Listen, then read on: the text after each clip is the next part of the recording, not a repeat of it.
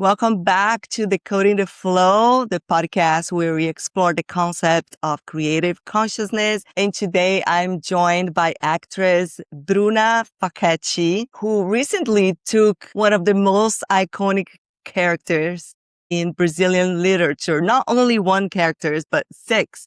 All from very well-known Clarice Lispector's book, The Hour of the Star. I had a chance to attend the premiere that took place in Los Angeles this weekend, and it's still with me for all of these days. There were moments that I completely forgot that I was watching an actress, and it felt incredibly honest and vulnerable and deeply human. So today we will explore what it takes to become someone else, where creativity meets intuition, and what acting can teach us about being human. Bruna, welcome to the Decoding the Flow. Thank you so much for being here. Oh my gosh, thank you so much for this beautiful introduction and the invitation. I'm very proud and honored to be here. Absolutely. Thank you so much for taking the time and be with us. I would love to start by this idea of bringing one of the most respectful and well-known Brazilian writer, Clarice Lispector. How this idea started coming to fruition, and how did you know that you are supposed to not only play one of her characters, but the entire characters of her book, which I believe was 6 or 7. Yeah. So in this play, I actually play 6 characters, and the 7th is Death. I'm sorry for the spoiler, but that's what it is in our story. Also on the book, it's very interesting to say that we are actually using her words, Clarice Lispector's words, to tell the story. So everything is adapted from the book, like we are literally using words from the book. We just had to make a selection and combine them together, but it all makes sense. And using Benjamin Moser's translation, he's her biographer, and the most successful English translation is his translation. So that's what we are using. And the idea, as an actress, I do a lot of things also. I produce, I write, and I'm always involved with a lot of projects, and I have a lot of ideas. But then I got to the conclusion that as an actress, I needed to focus on that at the moment. So I was searching for a story that had to do with my artistic identity, and something that I could share with the world that already had some sort of connection. And then I thought of Clarice Lispector because this book spoke to me so deeply since I first read it, like when I was a teenager. And I think it has everything to do with Los Angeles, just because everybody's in search of their own hour of the star, just like the main character Macabea, who's sometimes unaware of her own existence and the possibility to be heard and to scream, like to have a voice. I feel like so many of us sometimes live under indignity. I don't even know if that word exists, but I just made it up probably. But conditions, right? Like so many conditions that we are unaware of, and just living our lives unaware and not unconscious somehow. So I thought that the story could be very impactful, not only to bring light to Macabea's life, which represents so many of us or so many aspects of our own lives, if not entirely our own life, but also to bring awareness to the possibility to be heard through our own actions instead of putting like responsibility on other people's hands, us taking the power in on our hands to just tell our own stories and to be heard and to be seen through the eyes of. Wow. Okay. Yeah. This is so beautiful. This is so powerful. And I really believe that ties in perfectly with we talk about in this podcast, which it's bringing this creative consciousness and bringing awareness to the power that we all have within Yeah. us. And I think this is such a beautiful message. And you pointed out that it represents a lot of us. The persona Macabea, she is a character that mostly felt invisible on her own body. And like you said, and I couldn't agree more, that a lot of times unconscious, we don't even know, but we are living on the sidelines and on the shadows until we have to wake up and say, wait, I have my space too. So how Yeah. was working with the translation? Because the Portuguese literature, the Portuguese language, it can have some nuances to the English version, and how you as an actress have to prepare for all of those characters. Did you have to feel in Portuguese or and act in English? I'm curious to. That's such an interesting question. I felt very blessed that there was already a translation that I could work from, because imagine like translating Clarice Lispector's words to English. What a big challenge. So it made my life easier, but the biggest challenge for me as a foreigner is that English is my second language. So I was like, oh my gosh, I just have to be understood. So always finalizing the words like with the D and the T and hoping that everybody was understanding what I was saying. And because I was the only person on the show speaking for a whole hour and then with a dry mouth and everything, and you have to keep going. So it's a big challenge doing this, especially on a second language that everybody understands what I'm saying. And then I have to portray different characters. It's a bold choice. And I think I only realized after I had done it and I had to do it. I was like, okay, this is harder than I thought it would be. Yeah, it takes courage. Maybe somebody's listening haven't heard of Clarice Lispector. How would you describe this Brazilian Oh, writer in your own words? so Pretty much. it's so interesting that you say that, because she's trending now in America for some reason right now. She's like, and I'm so happy about that. Kate Blanchett talks a lot about her, quotes even this book publicly. And if you go online, you can see a lot of reviews, especially of The Hour of the Star, which is the book that inspired the play. And a lot of people say she's very unique. Some people compare her like to Virginia Woolf or something like this, but everybody says she has a very unique way of writing. There was one person in the audience who was an American, and they said, "What is this strawberry season?" And there is an expression in English that represents that, something like about good times, I would say, being alive. And so I had to kind of translate that, but people can understand what it is, the strawberry season, from their own perspective. But the way the words that she chose to portray this being alive, right, as a Mm, gift, being a strawberry season. So that's very unique. yeah. So I see Clarice Lispector as a very unique, sensitive, feminine, because her characters are always women, and very present. I think because she was so deeply connected to and aware of existence that she could touch so deeply into our souls. And that's what made it very powerful, because we can actually relate, because it's so honest, and she can translate into words feelings and things that we actually like when you're listening to a song that helps you to as a catharsis to our emotions. It's what she does with words through her books. She can translate those feelings and thoughts of being alive, and the joy and the frustration and all of that into words. And then we are like, oh, this is exactly what I feel, or I can relate to this. Someone could finally write this put into words. Yeah, that's beautiful, beautiful put. And what a huge milestone for you, Bruna, to bring Clarissa Lispector to Los Angeles and to take on the whole characters of the book. Tell us a little bit about this preparation from the beginning to end. How long have you been practicing with you and I'm sure your producer and your team? Tell us a little bit of how it is to bring an idea to.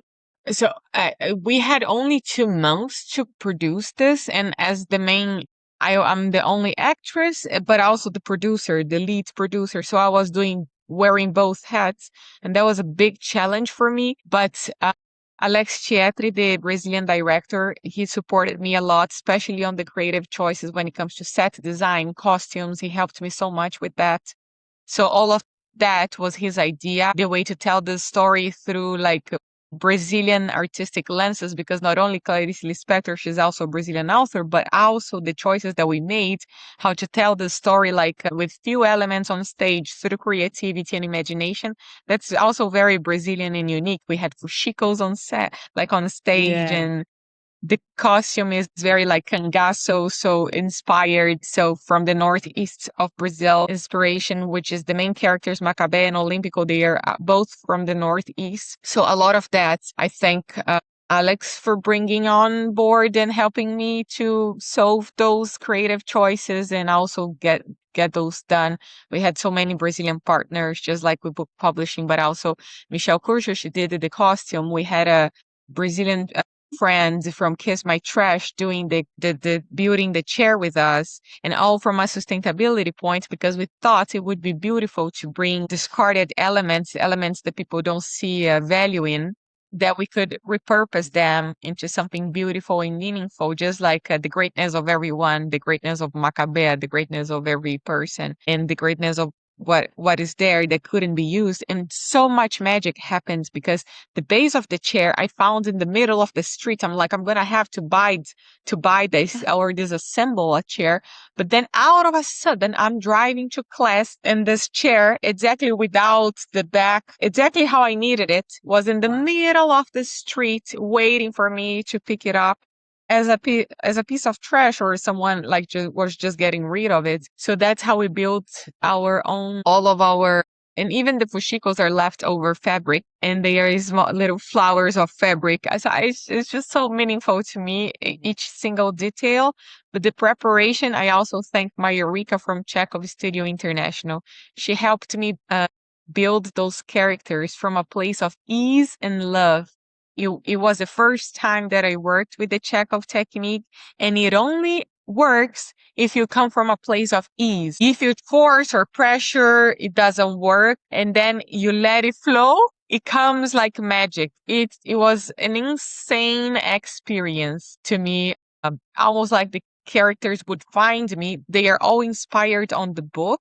Like I read the book and tried to build characters related to what I was reading, but also they kind of found me like just like magic during the preparation with my Eureka from Chekhov Studio. And it was just something unexplainable, really, how this whole thing worked like magically somehow. And I think it's because of Clarice Lispector's magic or energy. I don't know. I have chills in my body because it is so beautiful when you say that you have an idea and all of the sudden things is starting coming together in ways that we don't even imagine. And then you say something beautiful, how it connected to your real life, that maybe that's why you were the one meant to create all of those characters and to represent them in a way that felt truth for you. And you being an actress, how does it work, the training for the characters and mixing with your real life?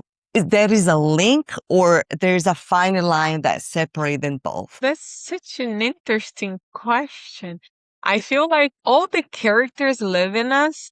And also that's part of the reason why we are actors, because we just did it. We don't settle just being ourselves. We kind of want to be all those versions somehow. And it's interesting because when I first started acting, when I was like a kid and then early teenager, I thought that I was just hiding myself in the characters because I could just be whatever without any judgment and then to live fully through the characters. But then I found out later that I was actually revealing myself through the characters, because you cannot hide yourself. You kind of reveal that part of yourself that relates to that specific character. So that's why it's so unique. Also, if another person portrays this character, it's going to be probably a different perspective and a different take, even though it's all from the book. And but I think it always is connected somehow to our artistic essence, which also reminds me the conversation we were having previously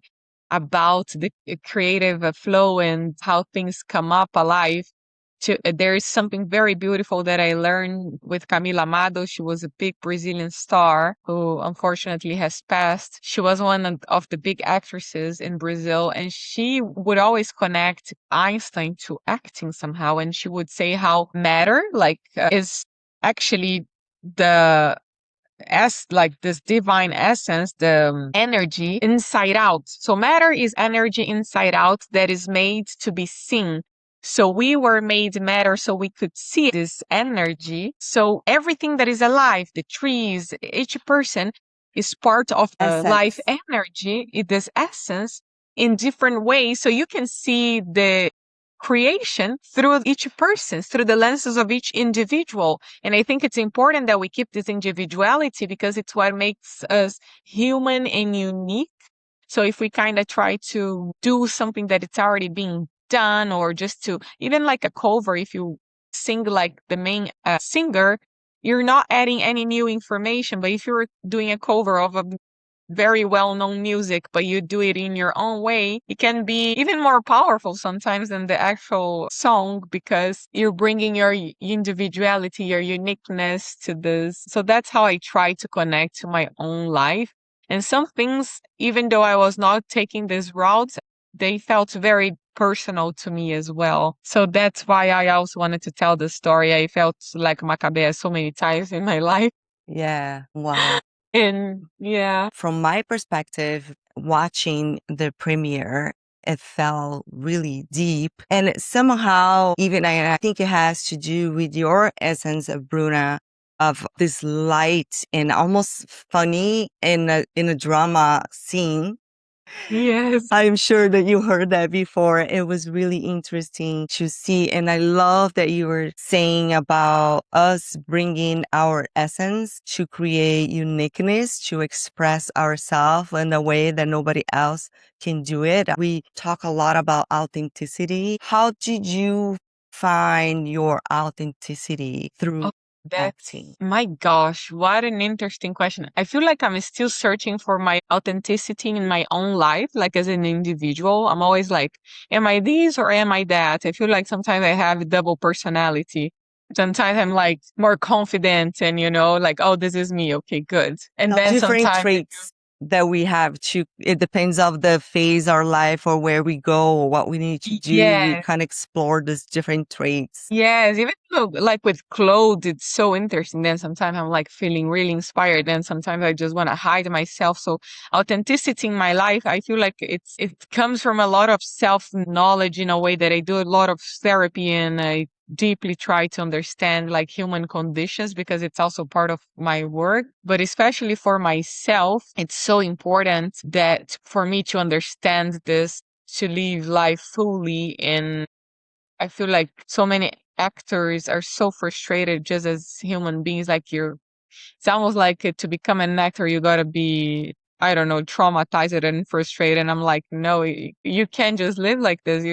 It needs to be like, how do I find joy in this? And regardless of the result, right? I've always been searching for this, which brought me this purpose through the acting that which became part of my authenticity, artistic authenticity, which is healing through the arts. I have always so many questions and question myself so much and struggle so much sometimes with things being so easy and I'm still struggling somehow with my own thought or my own creative process or my own frustrations that I was like, people probably, it brought me a lot of empathy towards people. And I thought that it was important to bring this type of vision to my art. So, like empowerment through the arts.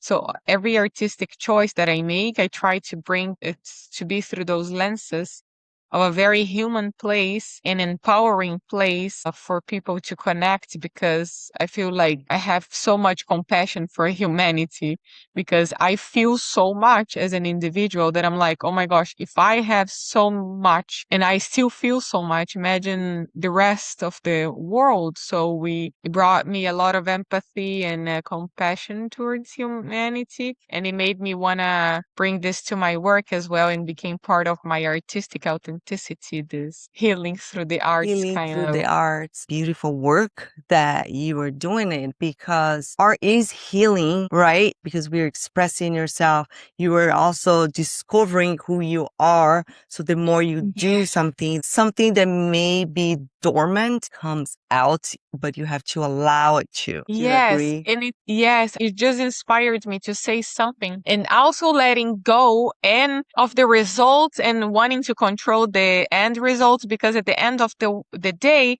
people are also allowed not to like what you're doing, even though that is your taken.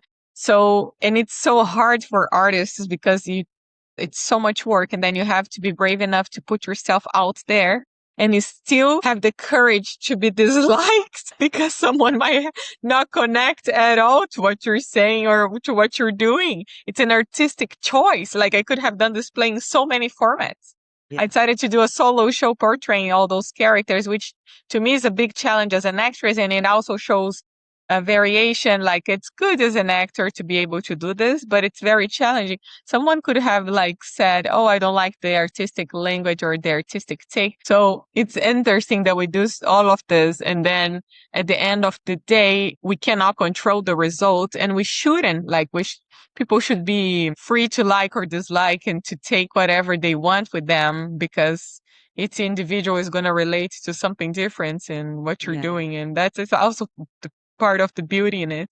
It is a very interesting because you are very connected to the work, all that you've done, but also you have to be disconnected enough that the work itself, it is enough. We all do expect some sort of recognition, right? It's our work, but Yeah. separating our worth and our value from different points of views, and just know that you did the best that you could. And then that's part of your life's work. That's how I see when I'm painting, when I have a solo show. So it's really nice to hear from a perspective from an actress. And Drica, I don't know if I'm allowed to say this, but you told me that you are rewriting your book, Decoding the Flow. I have the version here. The show. Amazing. I don't know, because of the Zoom blur, The whatever, Zoom but blur. But yeah, Decoding the it's Flow. right here. Ah, There you here. go. And now that you are rewriting it and you have some more insight, I wanted to ask you from an actor perspective, if you have any tips for letting go and living in the flow, because that's what we are supposed to do when we are acting, is just follow the flow. Yeah. And through your new discoveries, do you have any new tips for us? I really believe that it is knowing yourself that we are talking about, this part of authenticity. It is knowing yourself, connected to the work, doing like you have to be real for you. From my perspective and everything that I do, I used to say that I am a writer when I'm writing a blog, or I am teacher, or I am a mentor, and I don't separate those things anymore because everything comes from this divine Oh, essence that I am, and they all different parts of my expression. interesting. So I really think that's what we are talking about, that you are connected to your work, but you also don't put your worth into the results, into the outcome. Yes, You have to put exactly. into the work itself. The work is done, and it's Mhm. only done when we have people to witness, which is like for you, for example, it might be people coming to the premiere. For me, it's people buying my work or bringing my work to their house to live with them for the rest of their life. It's so deep, right? It's like part of your souls that you're living in your work everywhere. And I think for what you were asking me of how to live in this flow, it is the trust in your ability to feel, to understand who you are and why you do what you do. It's usually a lot stronger than the actual work itself.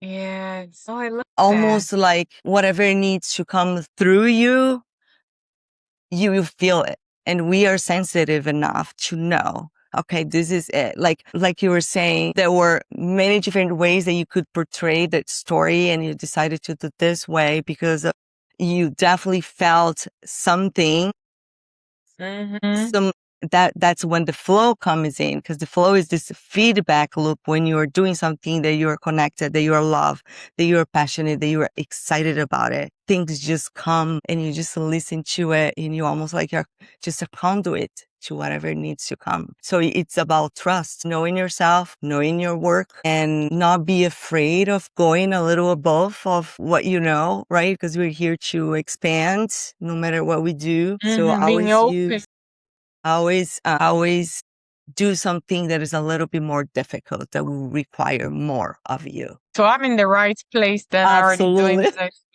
because I have so many challenging ideas. But I love that you're saying that also being out of the comfort zone. Is that what it means? Yeah. Yeah. Yeah. It doesn't really need to be a whole lot, right? It's a Mm. preparation. It's a little by little. Imagine you start practicing to compete, and then you become 1% better each day. It sounds very doable, but you are Yeah. pushing yourself a little bit more. It's not so much so that you become afraid and then you end up procrastinating, and then you have this resistance. Yeah, Resistance is because it feels usually unreachable because it's so that out is of reach, right? It didn't yeah. have that preparation. So you do little by little. The flow states, they say, is 4% of your skills. It needs to Uh-huh. be expanded. It needs to, Oh the activity in hand, it needs to require 4% more of your abilities and skills. So you see, it's like it's a growth, but it's in pieces, little by little. And yeah. by the end of the year, you're like, holy moly, look what I've done it. But Yeah. people call it luck, but it's just preparation little by little till you get there. Yeah, I do believe we can get in so many wonderful places that feel unachievable when we just put on the work. Like it's really possible, actually, Yeah. if we do it, if we do what needs to be done. Yeah. And I love that we are talking about healing through the arts, because that's why healing, it's so important, because I always say the creative consciousness, that so we can realize the power that we have within us, and we don't react to life. We respond, or we create life. Oh, And we are yeah. only able to really do this if you are aware, and if you understand why you're reacting in certain ways. It's definitely related to your past, or Yeah. something that is stored in your body that hadn't had a chance to be seen, pretty much. The healing, Mm-hmm. right? Healing is just parts of yourself that is asking you to perceive. Yes. My gosh. That's the way I see it. I go through healing. I've done therapy, and I think it's such a beautiful exploration. I'm not a therapist or anything, but I'm just very passionate. Like you said, you're also very passionate about your work and discovering yourself and figure out who Bruna is and where do you fit. I think we all kind of go through this. Yeah. And it's beautiful. Let's say somebody who is listening to us is an artist feeling a little bit discouraged, or cannot seem to pass through their dreams. Is there anything that you would like to say for them? To me, what kind of helped me bring power back into my hands was being a producer, even though it's not the most fun thing for an artist sometimes because it can be so bureaucratic, and but it kind of gives you the power to tell the stories you want to tell, to choose the roles you want to portray, and to do things without depending on others. And because now we also have social media and YouTube and all of those channels, you can also sometimes from little money do things that can reach a lot of people, and or it can be easier than, for example, doing theater or a whole feature film. But as you said, if you're connected to your kind of your essence, you can see what's gonna work best for you, and you should trust that.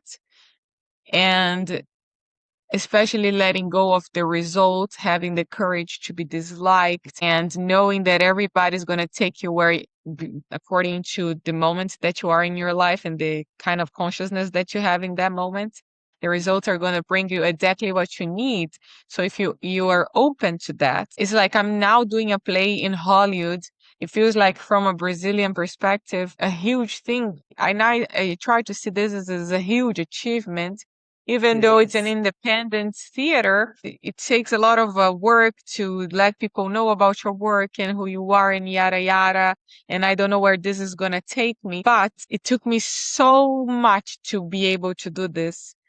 Years of trajectory, and it is still a small thing if you think about doing an independent play like so many artists do, even though to me it's a big achievement if I compare to everything that I've done before. But it's like looking back all the things I had to do to be able to stand here today. So it took me a lot of if you see me today and you think, oh, this is a big achievement, at least from in my trajectory, it is. It's like, don't forget there, for me, it required a lot of work. Some people, they live in other circumstances and they don't need as much work. But for me, it took so much, and I'm still in the process. So it's just trusting that it's what is meant to you. It's gonna find you because each one is unique in their own certain ways.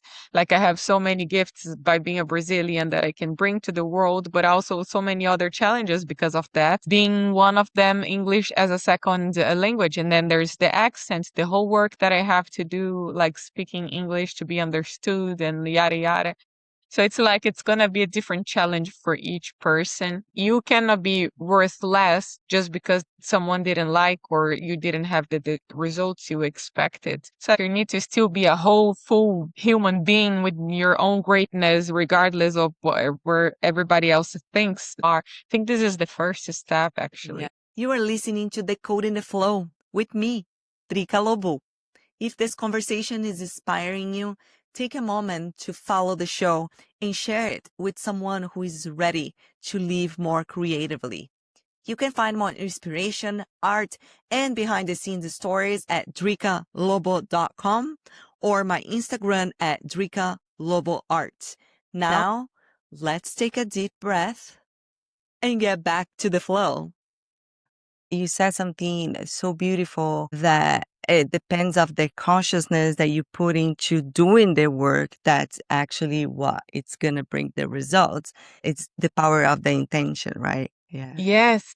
It is. And then you were saying about your creative process. If you had to say something to Bruna, who just had that idea of bringing Clarice Lispector to Los Angeles, what would I have to say to her now? Yeah, I would say thank you. Thank you for persisting. So I just want to say thank you for being brave enough to do this. I'm like, okay, I'm not as crazy as I thought. It still takes a lot of courage. So I always thank myself for being brave enough to do my crazy ideas and to persist in doing it because it takes a lot of work, sometimes a lot of time. And we're all just so tired. I say this all the time, so tired. But I keep on going and I'm really happy that I do. I'm always happy at the end. There's nothing that I have done that I regret, honestly. Yeah, Uh, that is so yeah. beautiful. And watching you from the third row, I think, and I have forgotten how being on a place that you are on a play, and it brings you so close to whoever is watching and makes you almost like vulnerable. I was like, how does she does that? You can see it's about your powerful energy doing this, all of the characters. But I wonder if there's sort of preparation in real life for you to be on that space of vulnerability and the Mhm. preparation, either some sort of routine that you have, what kind of work that you have to do to be able to be on that space, fully exposed, fully on your own body and very connected to the characters that you were playing. I love this question so much. Brought so many thoughts to my head. Vulnerability is so important to an actor because it takes you away from the judgment. And even though, for example, Olympico, he's kind of a character that we could judge him easily as a douchebag or whatever, you still have to find humanity in the characters. And to find the humanity, the first you have to find that in yourself. Like, so I had to go to really dark places as an actor within myself first to find humanity in the characters. So I think it all comes from this place.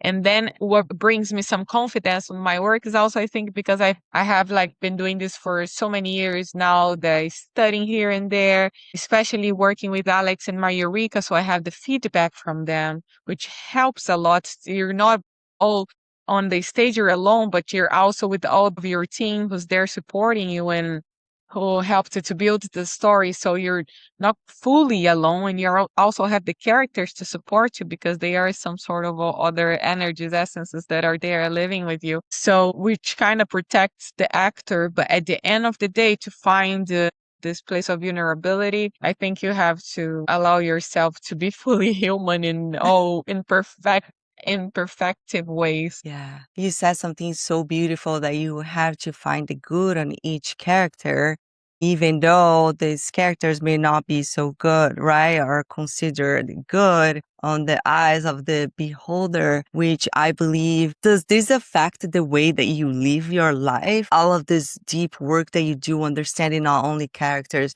do you think you can bring this into real life, dealing with people on your Yeah, I day-to-day basis?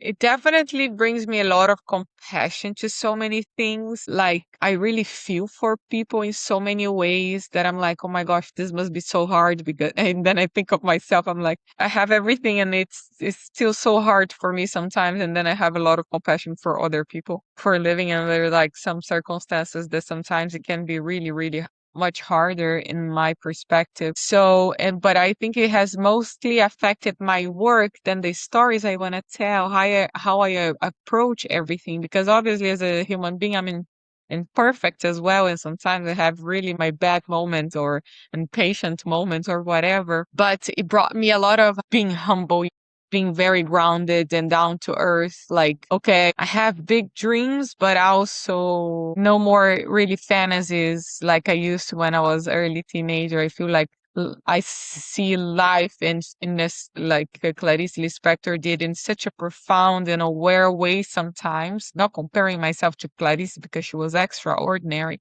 but like with so much awareness sometimes in my perspective that it really brings me to my own place of yes, just being there and knowing and looking for the greatness of everyone's like I'm no better or worse than anybody. I think it helps me to live my life with more yes, with more humanity, but also looking for Compassion. dignity, living how can I live my life with dignity also like respecting myself, my boundaries and finding joy regardless of the results of what I'm doing. Yeah, I love that. I'm curious because to me, as an artist, as a painter, everything that I do, it's connected to it.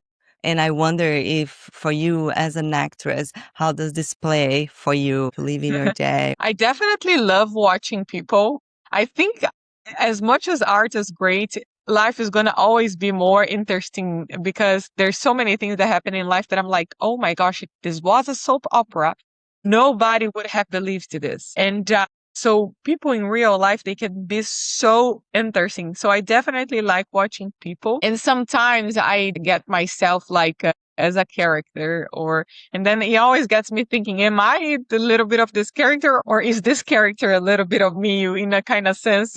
Sometimes if I'm doing it too much, I'm kind of reacting like the character That is sometimes, so but like interesting. fully aware, of course, like being myself, but just like walking. Someone told me the other day, you're walking like the doctor. And it's just like, but I was just being Bruna walking as the doctor. I don't know. I think it gets confusing sometimes just because, or maybe I was just tired. I don't know. But it's so interesting. There's a dear friend of mine, also an acting coach, who used to say, an actor, when they are not performing on stage, they are performing in real life because they have to put the work somewhere. So we're kind of always somehow performing, because Yeah. we want to be seen, we want to be doing things. Yeah. We see a lot of visual artists, painters who have this issue of this fear of being seen, which is completely the opposite for a singer or an actor, for example, will be probably the first thing that you don't fear.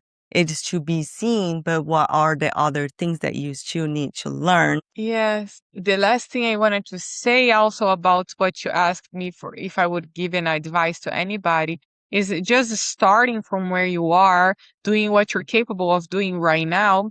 Of course, knowing thyself and then all of that and what you're capable of doing right now. But then doing, because if you wait to be ready, what does being ready mean and when does that happen? We are in a work in progress as human beings and artists. And then, but then for that, it's also important to be open and to understand what can be better, what can be more effective, So it's so open to having this kind of feedback so we can improve, because I don't think I could start today if I think of myself back in the days doing what I'm doing right now. I don't think I would have the capacity, but I could have done it, but thank God I didn't. So being aware of those things as well. But I also started somewhere how I could, and I'm so glad that I did, because also that's how you improve and build experience, connections, and find yourself. Yeah.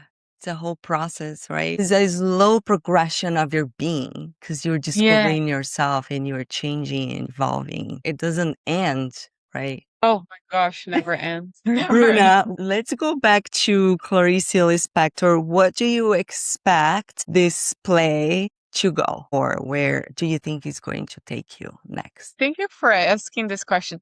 I think it's important to have expectations, but letting go of the results somehow. Like you can expect the things, but you cannot control the results. You do your best to match those expectations, but at the end of the day, you have to let go of the results.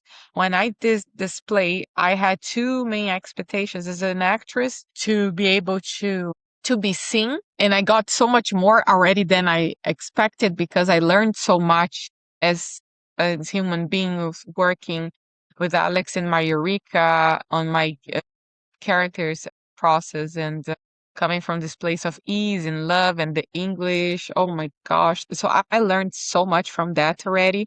That it was a full like life lesson to me. But I wanted to be seen through the lenses of my artistic expression while sharing a bit of Brazil with people, because I think the individuality is what we have to offer to the world. So I was like, oh, let me do something different that nobody's doing here in America, because usually the language is just different. The artistic choices, there's a lot of furniture. It's more realistic sometimes. And I wanted to do something very Brazilian so I could share with international audiences, with friends, but also I had the expectation to achieve international audiences, people who don't know me and could feel inspired by the work, or could help me spread the word of Clarice Lispector.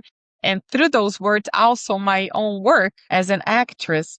So I would love to travel with this play if possible. It's already thought in a format that could be traveling around. It's an easy set build. It's only one actor. So I would love to do more performances if there's enough people interested in that, and also travel around. And I'm so happy that this is a Brazilian author and a Brazilian story, even though it's so universal, because it feels fully authentic. And then if I would have the highest expectations in the world, I would love to have Guilherme Del Toro sitting in the audience. Let's spread If it I to would this tell you, podcast so we can reach this. yes, if I will tell you like my highest expectation, and then you obviously to, go to places that I have not seen yet, but I already feel very grateful for what we have achieved. Yesterday, we also had a beautiful performance, and someone came with the book to me, and it was an American. And I said, how did you hear about the play? And he said, oh, I was doing some research online, and then I found about it. So it was someone who I don't know who read Clarice Lispector's book.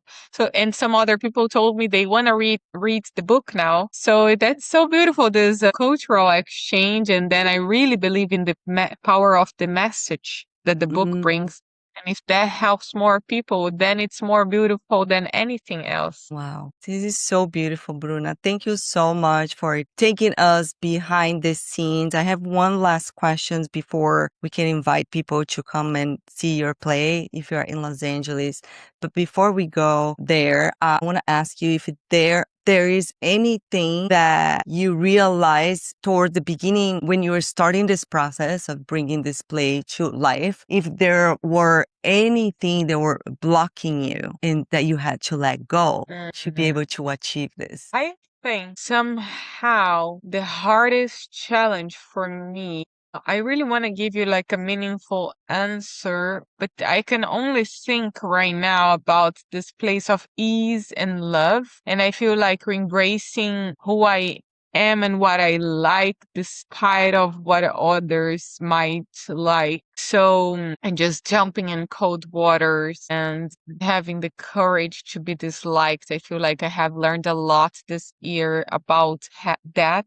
and also having permission. So allowing yourself, because sometimes we have capacity, we are willing to do what we need to do, but then we don't fully have permission to live those things, if that makes any sense. So finding those places of permission, because not yes, just that comes a lot from also respecting the other people's freedom to not like, or to have different takes than you do.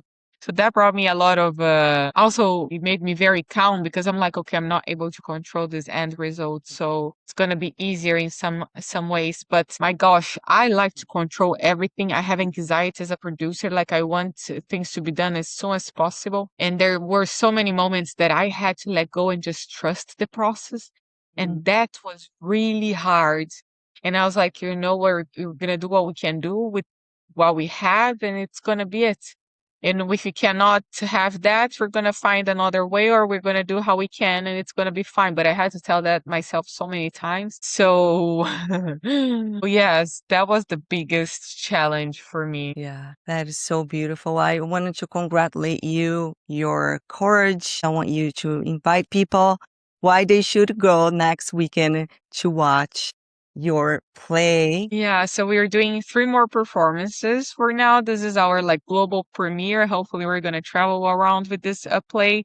But we have 3 more performances in Los Angeles at the Broadwater Theater, which is located at 6322 Santa Monica Boulevard in Hollywood, always at 7 p.m. So next Thursday, Friday, and Saturday, July 30, 31st, and August 1st, we're going to be there at 7 p.m. at the Broadwater Theater. I invite people to come jump in this beautiful journey that Clarice Lispector allows. It's already magnificent. And then we are also bringing a very Brazilian, unique way of telling this story. So it's very different from what usually people see here in America stages. So it's a very different experience. It's magical. It's magical, and it's never the same. Yeah, we invite Yes. everyone. I'll definitely make sure to add all of the informations and how to get your tickets on the show notes. Tickets are available on Eventbrite at eventbrite.com, and we have the play's Instagram, which is the Hour of the Star _play, and people can reach and find us there. I have my personal Instagram as well. It's Bruna Fachetti _oficial, which is in Portuguese, because there are other Bruna Fachetti. So that's how I could have my own Instagram address. And the last message is that I'm going to say you, but also saying this to myself, you, the audience, can have patience with yourself and be grateful for who you are, where you are right now. And as Clarice Lispector's words, do not forget that for now it is a strawberry season. Yes. Thank you, Bruna, for sharing your experience, sharing your wisdom with us. Thank you for the space and the opportunity. It was a pleasure talking to you. And if you are listening or watching, please make sure to leave your comments, share with somebody who may need to listen this message today. Thank you so much, and I'll see you next week. Bye. Bye-bye.